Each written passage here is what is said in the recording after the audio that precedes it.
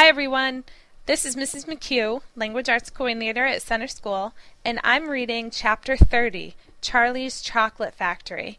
I hope you've enjoyed the Center School Book Club project all along, and I'm sad to say this is the last chapter of the book, but here we go. The great glass elevator was now hovering high over the town. Inside the elevator stood Mr. Wonka, Grandpa Joe, and little Charlie. "How I love my chocolate factory," said Mr. Wonka, gazing down. Then he paused, and he turned around and looked at Charlie with a most serious expression on his face. "Do you love it too, Charlie?" he asked. "Oh, yes!" cried Charlie. "I think it's the most wonderful place in the whole world." "I am very pleased to hear you say that," said Mr. Wonka, looking more serious than ever. He went on staring at Charlie. "Yes," he said, "I am very pleased indeed to hear you say that, and now I shall tell you why." Mr. Wonka cocked his head to one side, and all at once the tiny twinkling wrinkles of a smile appeared around the corners of his eyes, and he said, "You see, my dear boy, I have decided to make you a present of the whole place. As soon as you are old enough to run it, the entire factory will become yours." Charlie stared at Mr. Wonka. Grandpa Joe opened his mouth to speak, but no words came out. "It's quite true," Mr. Wonka said, smiling broadly now. "I really am giving it to you. That's all right, isn't it?" "Giving it to him?" gasped Grandpa Joe. "You must be joking." "I'm not joking, sir. I'm deadly serious."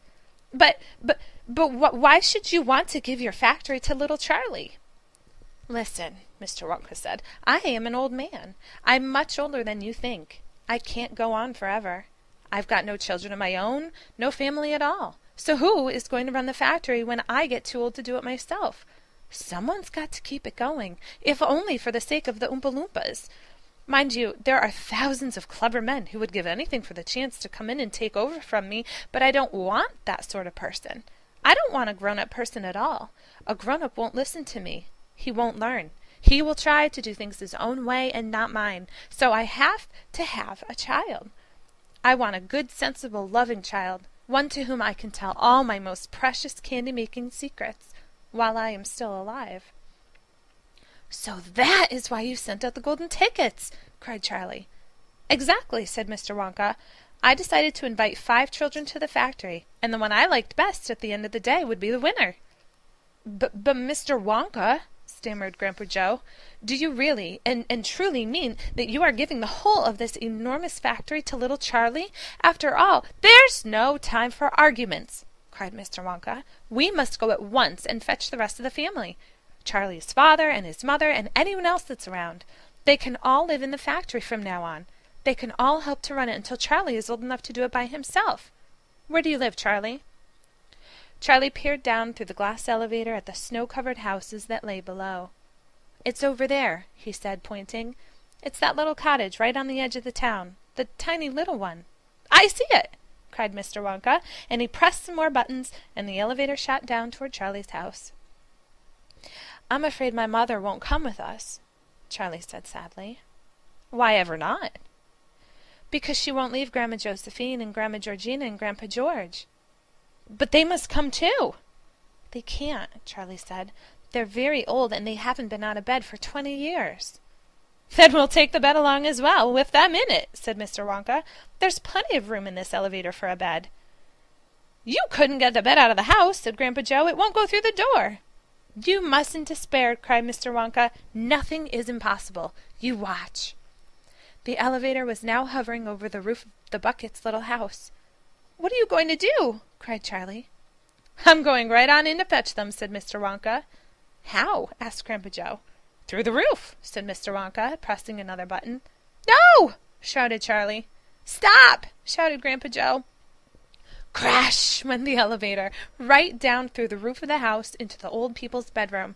Showers of dust and broken tiles and bits of wood and cockroaches and spiders and bricks and cement went raining down on the 3 old ones who were lying in the bed, and each of them thought that the end of the world was come. Grandma Georgina fainted. Grandma Josephine dropped her false teeth. Grandpa George put his head under the blanket, and Mr. and Mrs. Bucket came rushing in from the next room. "Save us!" cried Grandma Josephine. "Calm yourself, my darling wife," said Grandpa Joe, stepping out of the elevator. "It's only us." "Mother!" cried Charlie, rushing into Mrs. Bucket's arms. "Mother, Mother, listen to what's happened. We're all going back to live in Mr. Wonka's factory, and we're going to help him to run it, and he's given it all to me, and "What are you talking about?" said Mrs. Bucket. "Just look at our house!" cried poor Mr. Bucket. "It's in ruins." "My dear sir," said Mr. Wonka, jumping forward and shaking Mr. Bucket warmly by the hand, "I'm so very glad to meet you. You mustn't worry about your house. From now on, you're never going to need it again anyway." "Who is this crazy man?" screamed Grandma Josephine. "He could have killed us all." "This," said Grandpa Joe, "is Mr. Willy Wonka himself." It took quite a time for Grandpa Joe and Charlie to explain to everyone exactly what had been happening to them all day, and even then they all refused to ride back to the factory in the elevator. "I'd rather die in my bed!" shouted Grandma Josephine. "So would I!" cried Grandma Georgina. "I refuse to go," announced Grandpa George. So Mr. Wonka and Grandpa Joe and Charlie, taking no notice of their screams, simply pushed the bed into the elevator. They pushed Mr. and Mrs. Bucket in after it. Then they got in themselves. Mr. Wonka pressed a button. The doors closed.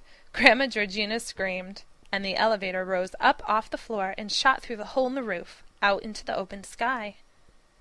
Charlie climbed onto the bed and tried to calm the three old people who were still petrified with fear. "Please don't be frightened," he said. "It's quite safe, and we're going to the most wonderful place in the world." "Charlie's right," said Grandpa Joe. "Will there be anything to eat when we get there?" asked Grandma Josephine. "I'm starving. The whole family is starving." "Anything to eat?" cried Charlie, laughing. "Oh, you just wait and see." Friends, that is the end of Charlie in the Chocolate Factory by Roald Dahl. And I hope that you loved the story and loved the event here at Center School. Happy reading!